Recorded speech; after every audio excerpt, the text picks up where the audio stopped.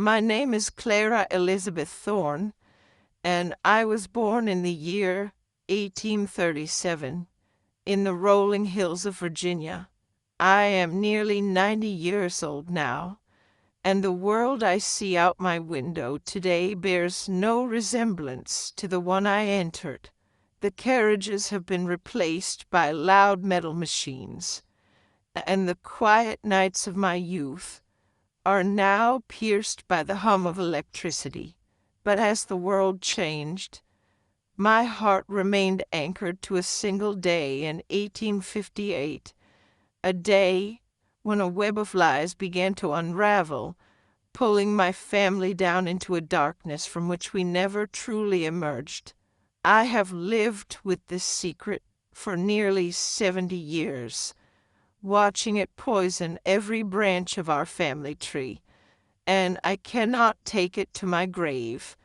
I must tell the truth, even if it is too late to fix what was broken. I was the second daughter of Samuel and Martha Thorne. My father was a man of high standing, a respected landowner with a reputation for integrity that he wore like a suit of armor. He was a stern man, one who believed that a family's name was its most precious possession, more valuable than the gold in the bank or the acres of tobacco we harvested. My mother was his perfect shadow, a woman of grace and unwavering propriety, who managed our household with a silent, iron will. We were the envy of the county, the family that everyone looked to as the standard of a God-fearing, prosperous life. But the foundation of that house was built on sand, and the first grains began to shift when I was just a girl of 20. I remember the summers most of all, the heavy, humid air that seemed to hold its breath over our porch. My older sister, Sarah, was the jewel of the family. She was everything a daughter of the South was meant to be: beautiful, soft-spoken, and promised to a man of even higher standing than our father. Her wedding was meant to be the event of the decade, a union that would solidify the Thorne name for generations. I looked up to her with a devotion that bordered on worship, never suspecting that the sister I loved was living in a state of constant, suffocating fear. The trouble did not start with a scream or a grand confrontation. It started with whispers behind closed doors, and the way my mother's face grew pale whenever a certain name was mentioned. It was a name from my father's past, a man who had once been his closest friend before a disagreement sent him away. For years, I believed that story, that simple explanation for a missing piece of our history. I never questioned why my father's hands shook when he opened certain letters, or why my mother would spend hours in the chapel, praying with a fervor that looked more like desperation than devotion. The lie was not a single thing, but a tapestry of deceits, woven so tightly that we all walked upon it without ever feeling it tear. We were told that our wealth was the result of generations of hard work, that our blood was pure, and that our honor was untarnished. We were taught to look down on those who lacked our refinement, never knowing that the very clothes on our backs were bought with the silence of those my father had wronged. I was a child of privilege, but that privilege was a cage, and the bars were made of the secrets my parents kept to protect the image they had built for the world. As I sit here in the twilight of my life, I can still hear the rustle of Sarah's silk gown as she prepared for a wedding that would never happen. I can still see the look in my father's eyes when he realized the past could no longer be kept at bay. It is a heavy thing to realize that your entire life has been a performance, a play written by people who were too afraid to be seen for who they truly were. I was 20 years old when the first crack appeared, and by the time the dust settled, everything I thought I knew about my blood and my name had turned to ash. This is not a story of a family's rise, but of its collapse under the weight of a truth that was buried too deep for too long. By the time I reached my 18th year, the atmosphere in our home had shifted from a quiet dignity to something far more brittle. It was as if we were all walking on a frozen lake, hearing the cracks beneath our boots, but refusing to look down. My sister Sarah was the focal point of all my father's ambitions. She was to marry Julian Vane, the son of a wealthy textile magnate from Richmond. The match was more than a romance. It was a merger of two empires, a final seal on the Thorne family's ascent into the highest echelons of society. Julian was a handsome man, though his eyes always seemed to be searching for something he couldn't find. He treated Sarah like a porcelain doll, something to be admired but never truly touched. I watched them from the periphery, often sitting on the porch swing while they walked the perimeter of the gardens. Sarah looked the part of the radiant bride, but when the sun dipped below the horizon and the guests departed, I would find her in our shared room, staring into the vanity mirror with a hollow expression that haunted me. I asked her once, in the soft glow of a single candle, if she was happy. She didn't answer for a long time. She only picked up a silverback brush and began to stroke her hair with a rhythmic, desperate intensity. "Happiness is a luxury, Clara," she finally whispered. "We have a duty. Father says the family depends on this. If I fail, we all fall." I didn't understand then what she meant by falling. To me, we were untouchable. We had the finest horses, the most polished silver, and a name that opened every door in the state. I spent my days learning the arts of a lady, needlework, piano, and the complex social dance of afternoon calls. But I was always more observant than my parents realized. I noticed the way my father's study remained locked late into the night. I noticed the way he stopped laughing, replaced by a permanent furrow in his brow that even my mother's gentle ministrations couldn't smooth away. It was during the spring of 1857 that the first real shadow fell across our doorstep. A man arrived at the gate, unannounced and travel-worn. He didn't look like the gentleman who usually frequented our home. He looked like a ghost from a world we had long ago buried. My father met him at the door, and for the first time in my life, I saw my father look small. He didn't invite the man inside. They spoke in hushed, jagged tones on the veranda, while I watched through the heavy velvet curtains of the parlor. I couldn't hear the words, but I saw the stranger hand my father a weathered piece of parchment, and I saw my father's face turn the color of ash. That night, the house was silent, but it was a silence thick with tension. My mother didn't come down for dinner, claiming a migraine. My father sat at the head of the long oak table, picking at his food, his eyes fixed on a point somewhere far beyond the walls of the dining room. Sarah and I ate in a terrifying stillness, the only sound the clinking of silverware against fine china. I wanted to scream, to demand to know who that man was and what was written on that paper.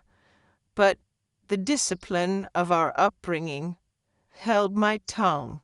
In our house, questions were considered a form of betrayal. A few weeks later, the rumors began. At first, they were just flickers of gossip at the edges of garden parties, whispers about a debt, a lost deed, and a scandal involving my father's early business ventures in the West.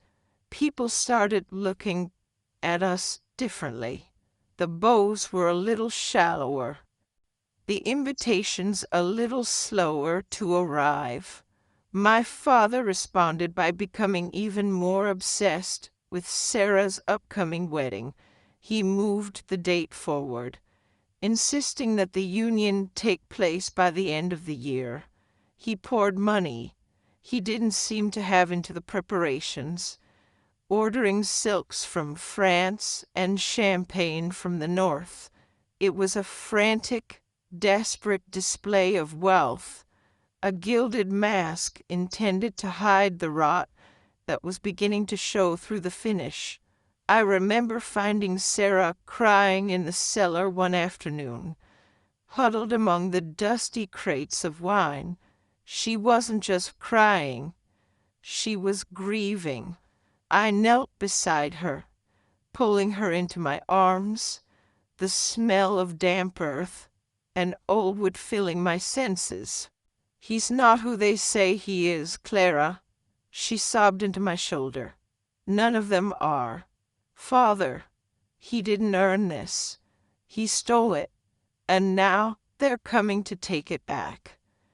I told her she was talking nonsense, that she was just overwhelmed by the wedding.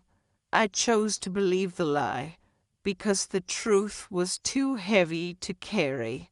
I chose to believe that our father was the hero we had been told he was, even as the walls of our sanctuary began to tremble.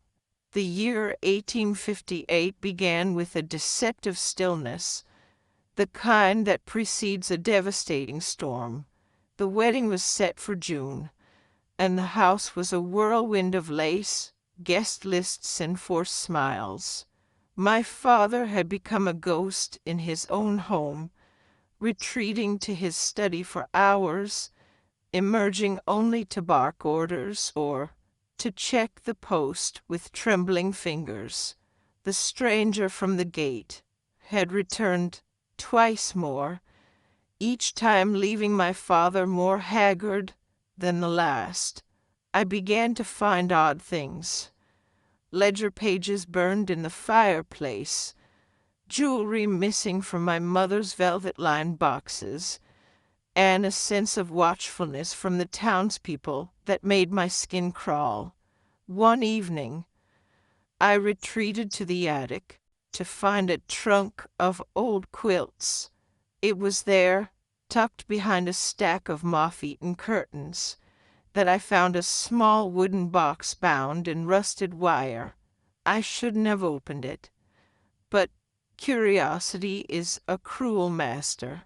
Inside were letters, dated 20 years earlier, addressed to my father from a man named Elias Thorne, his own brother, whom I had been told died in a shipping accident long before I was born.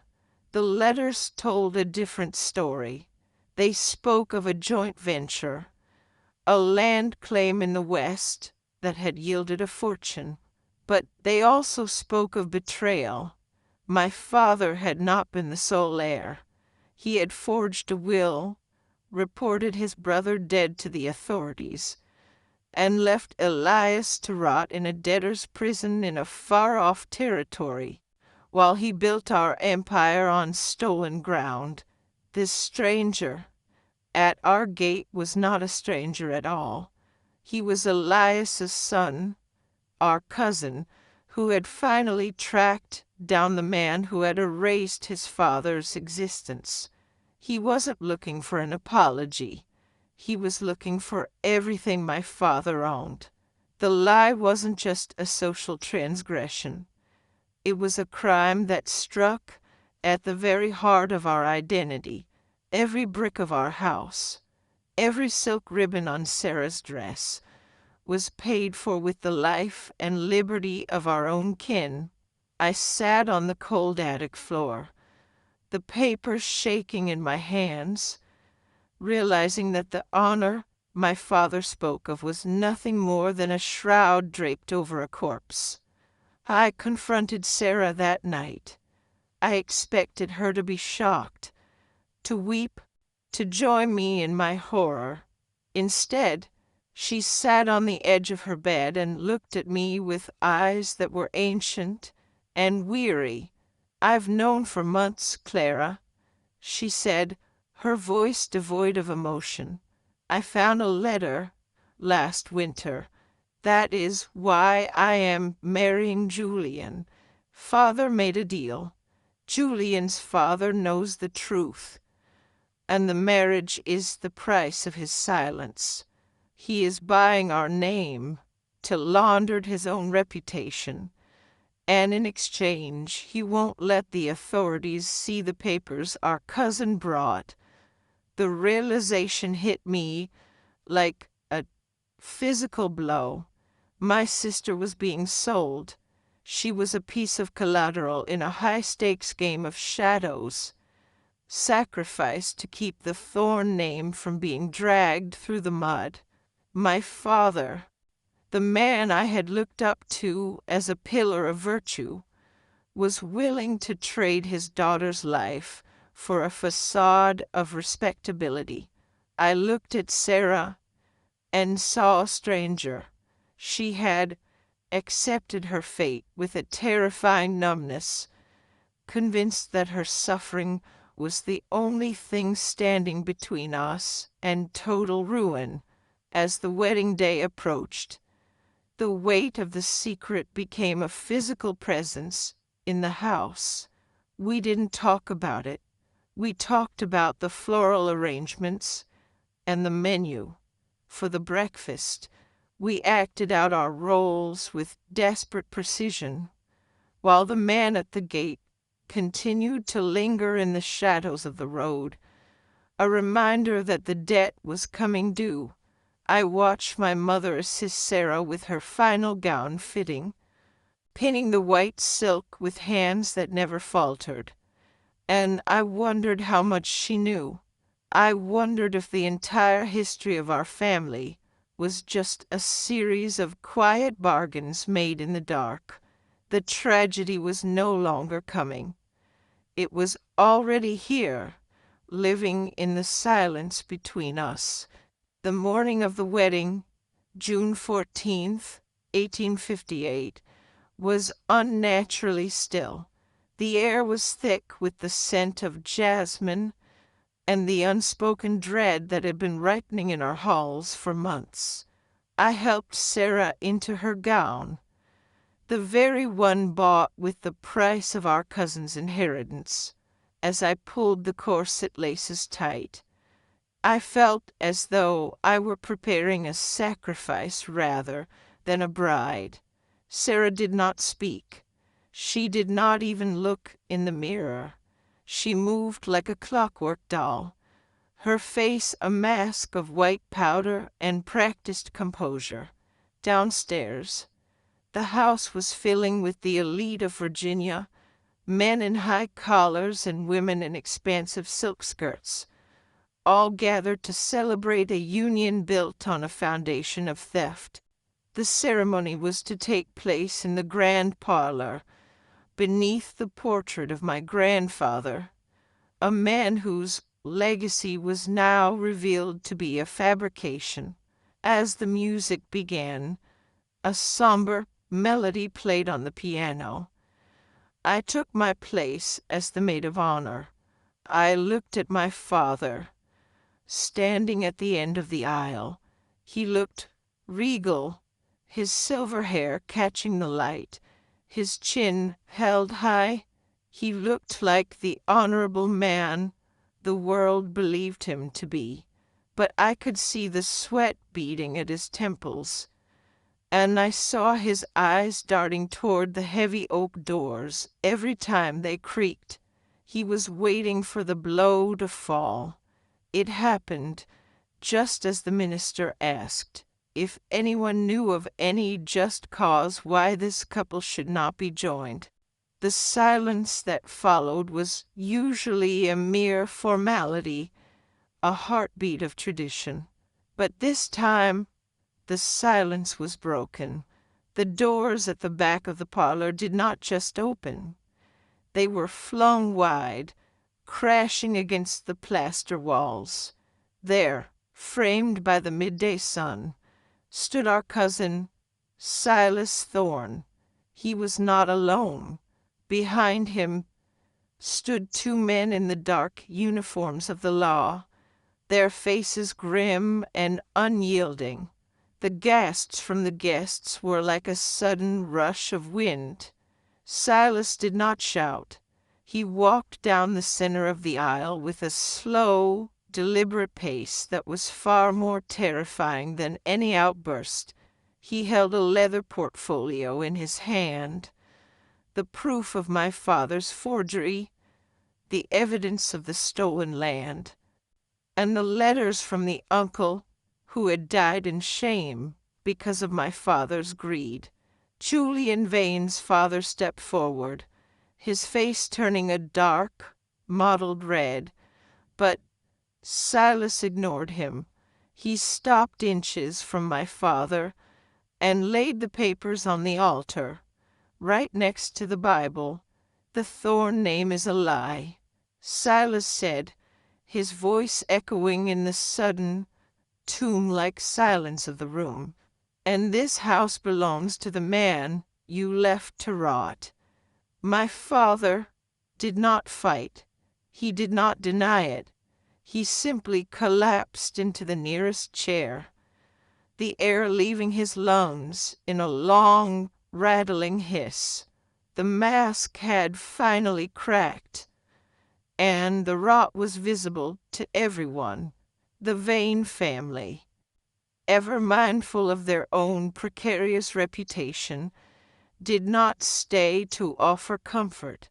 Julian looked at Sarah, not with pity, but with a cold, aristocratic disgust, and walked out without a word, followed by his father and every other guest in the room. Within an hour, the house was empty of guests, but filled with the wreckage of our lives. The lawmen remained, beginning the process of seizing the property. My mother retreated to her room and locked the door, a door she would not open for 3 days. But the true tragedy was Sarah. She stood in the center of the empty parlor, still wearing that magnificent white gown, surrounded by overturned chairs and discarded programs. She didn't cry. She simply began to tear at the lace of her sleeves, ripping the expensive fabric with a silent, frantic energy until her fingers bled. The lie had not just ruined our reputation. It had stolen her future, her dignity, and her mind. The fall was as swift as it was total. Within months, the house that had been the pride of the county was stripped bare. I remember the sound of the auctioneer's gavel, a rhythmic thud that sounded like nails being driven into a coffin. Every chair, every painting, even the silver brushes Sarah had used with such nervous intensity, was sold to settle the debts and the legal reparations owed to our cousin, Silas. My father did not live to see the final gavel fall.